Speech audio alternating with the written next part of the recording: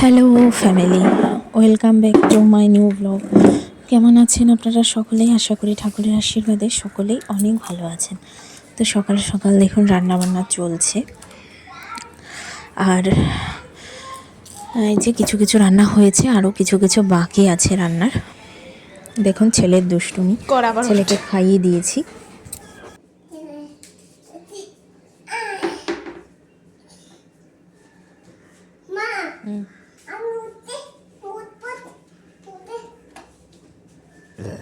এবার পড়ে যাস যদি।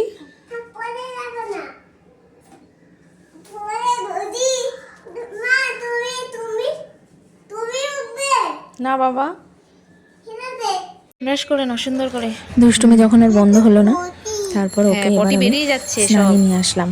দাঁতের পটি করানো আগে একটু ব্রাশটা করিয়ে দিচ্ছি। তো সত্যি কি ভালো ছেলে, গুড বয়।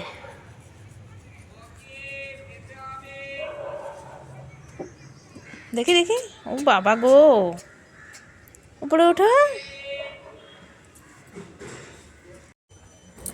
এরপরে আমি শ্যাম্পু করে নিলাম। শ্যাম্পু করে এখন চলে আসলাম ঠাকুর ঘরে, পুজো দেব।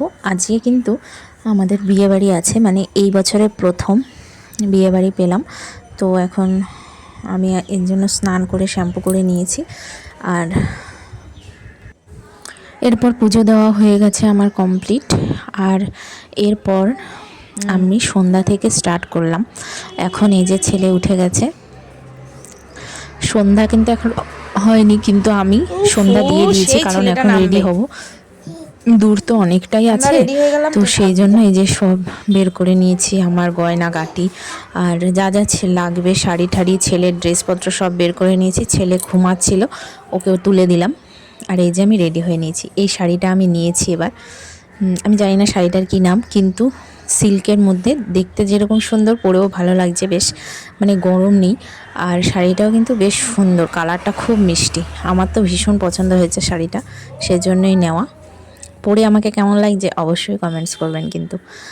আর এই যে ছেলেকে রেডি করে দিয়েছি, ধুতি পাঞ্জাবি পরেছে আমার জামাই।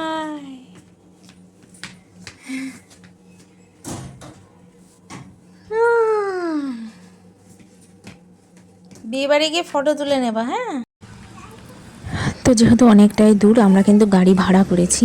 এই যে গাড়িও চলে এসছে, আমরা এই গাড়িতে করেই যাব, একবারে নিয়ে আসবে, নিয়ে যাবে। তো সেই জন্য গাড়ি নিয়ে নিলাম।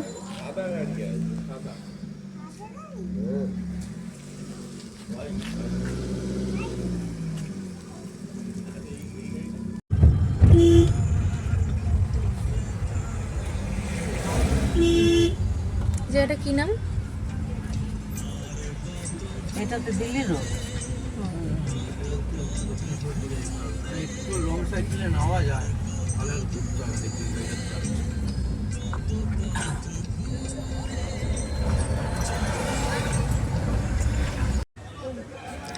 এরপর এই যে চলে আসলাম বিয়েবাড়িতে। বিয়েবাড়িটাও কিন্তু সাজিয়েছে ভীষণ সুন্দর, খুব ভালো লাগছে। তো চলুন আপনারা দেখতে থাকুন।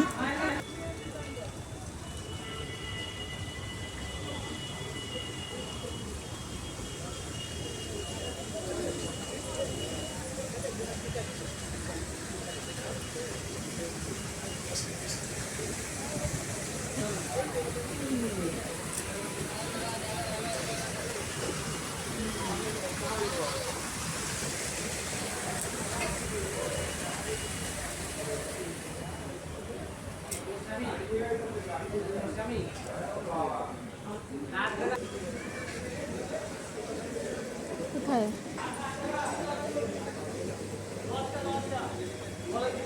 রিসেপশন, কোথায় হচ্ছে?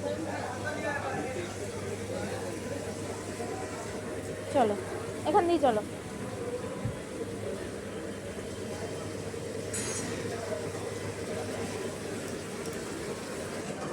উঠতে পারবে তুমি?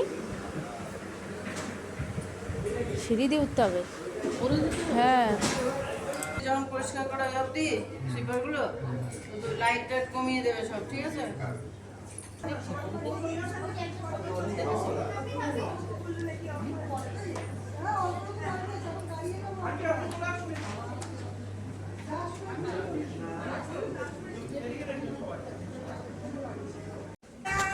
তো এই যে গিফট দিয়ে এসে আমরা এখন বসলাম। স্টার্টারে করেছি কিন্তু অনেক আইটেম, কিন্তু আমরা কিন্তু এত কিছু খাইনি। আমি শুধু নিয়েছি পন ফ্রাই আর তন্দুরি চিকেন আর মকটেল নিয়েছিলাম। আর এইগুলো কিন্তু এখানে এসে এসে সার্ভ করছি। এখানে পনির টিক্কাও আছে, যেটা আমি নিইনি। এছাড়াও ছিল ফুচকা, ছিল দই বড়া, ছিল পাপড়ি চাট, ছিল তারপর চা কফি ছিল। আমার এই পন ফ্রাইটাই কিন্তু দারুণ লেগেছে, তো আমি এটাই বেশি করে খেয়েছি। চিকেন তন্দুরিটাও অত ভালো লাগেনি, পন ফ্রাইটাই বেশি টেস্টি লেগেছিলো। খুব ভালো হলো খাওয়া। এরপর মেন কোর্সে আসলাম। এখানে দেখুন অনেক রকম পাস্তা, চাউমিন, সেমই, আরও স্যালাড ফ্যালাড এখানে এগুলো আছে। তা কিছুই আমি নিইনি।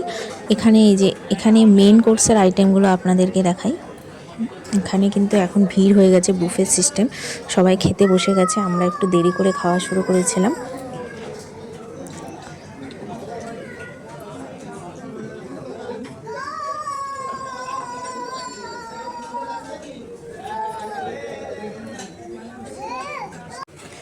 মেন কোর্সে আইটেমগুলো ছিল হচ্ছে, এখানে দিয়েছে নান, কাবলি ছোলা, পালক পনির।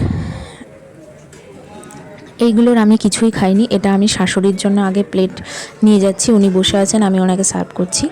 আর এখানে যে ডায়মন্ড ফিশ ফ্রাই এটা আছে। তো এই প্রথমে প্লেটটা আমি শাশুড়ির জন্যই নিচ্ছি, ওই যে ওদেরকে দিয়ে আসি। ওরা এখন খেতে বসেছে, দুইজনে মিলে এই যে খাচ্ছে। ফিশ ফ্রাই খাও, এক্ষুনি নামিয়েছে। বাবা তুমি নান খেও না, তোমাকে বিরিয়ানি দেবো, ওটা খেও।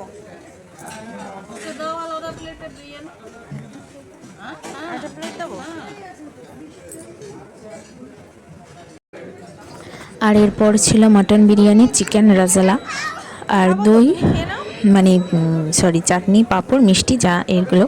তো আমি কিছু নিইনি, আমি শুধু ফিশ ফ্রাই আর মাটন বিরিয়ানি এটাই নিয়েছি, চিকেন রেজালাও নিইনি। তো এই খাওয়া দাওয়া করে বেরিয়ে পড়লাম। 11টা বেজে গেছে প্রায় বেরোতে বেরোতে।